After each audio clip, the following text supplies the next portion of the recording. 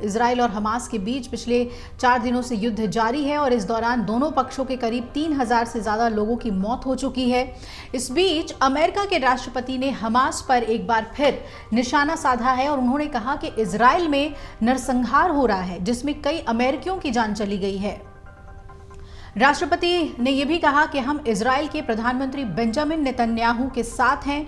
अमेरिकी राष्ट्रपति Joe Biden ने इजराइल और हमास के बीच जारी युद्ध को लेकर वरिष्ठ अधिकारियों के साथ बैठक की, जिसकी जानकारी खुद बाइडेन ने ट्वीट कर दी। ट्वीट कर राष्ट्रपति बाइडेन ने कहा कि मैंने उपराष्ट्रपति कमला हैरिस के साथ इजराइल में जारी आतंकवादी हमले की स्थिति पर चर्चा करने और अगले कदमों का निर्देश देने के लिए बैठक की। हम इजराइल का समर्थन करते हैं और हम इजरायली पीएम नेतन्याहू के साथ हैं। हम निर्दोषों की सुरक्षा चाहते हैं। और जो बाइडेन ने कहा कि इजराइल में 1000 से ज्यादा नागरिकों की हत्या की गई है।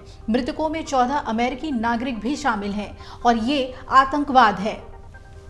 लेकिन यहूदियों के लिए ये नया नहीं है, ये दुख की बात है। हमले के कारण दर्दनाक यादें और सदियों से जारी यहूदी विरोधी भावनाओं को सामने ला दिया है।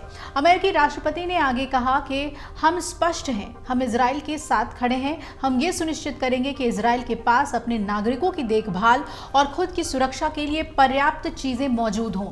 हम चाहते हैं कि वो इस हमले का मुंहतोड़ जवाब दे और आतंकवाद का कोई औचित्य नहीं है।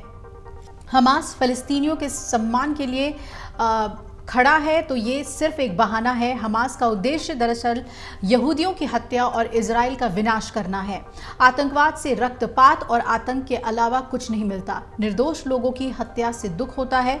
हर देश की तरह इजराइल को भी जवाब देने का पूरा अधिकार है। इस क्रूरता का जवाब दिया जाना चाहिए। इजराइल और हमास की लड़ाई के बीच एक ये भी बड़ी खबर है कि अमेरिका ने इजराइल की मदद के लिए अपना युद्धपोत रवाना कर दिया और अमेरिका के राष्ट्रपति जो बाइडेन ने रविवार की रात ही ये आदेश पारित कर दिए थे और लगातार पोतों का पहुंचना का सिलसिला जारी है इजराइल में। अमेरिकी रक्षा मंत्री लॉयड ऑस्टिन ने नौसेना के फोर्ड कैरियर स्ट्राइक ग्रुप को इजराइल की सहायता के लिए पूर्वी भूमध्य सागर जाने का आदेश दे दिया था। साथ ही इस इलाके में अमेरिकी लड़ाकू विमानों की गश्त भी बढ़ा दी गई है।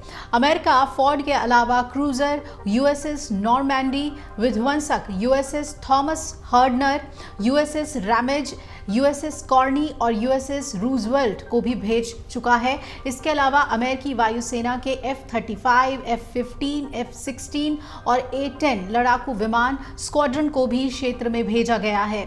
आपको बता दें कि फोर्ड कैरियर स्ट्राइक ग्रुप पहले से ही भूमध्य सागर में था और पिछले हफ्ते इटली के साथ आयोजित सागर में नौसैनिक अभ्यास में ये शामिल था।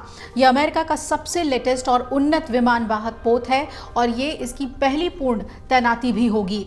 अमेरिका के रक्षा मंत्री लॉयड ऑस्टिन ने कहा कि यूएसएस गेराल्ड आर फोर्ड यानी USS Gerald R Ford carrier के साथ इस पर तैनात 5000 नौसैन्य कर्मियों और युद्धक विमानों के साथ क्रूजर और विध्वंसकों को भी इजराइल की मदद के लिए हम भेज रहे हैं।